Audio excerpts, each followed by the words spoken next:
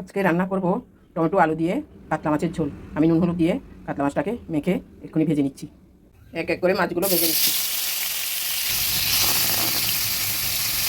মাছগুলো আর আলুগুলো আমি নুন হলুদ দিয়ে ভেজে নিয়েছি। এবার দিয়ে দিচ্ছি কিছুটা ফাঁসফোড়ন, পেঁয়াজ কুচি, দিয়ে দিচ্ছি আদা বাটা, দেবো পেঁয়াজ বাটা, দিয়ে দেবো জিরে পাউডার, 1 চামচ ধনে পাউডার, লঙ্কা গুঁড়ো, হলুদ গুঁড়ো, ভালোভাবে নেড়ে দিচ্ছি। মতো নুন দিয়ে দিচ্ছি।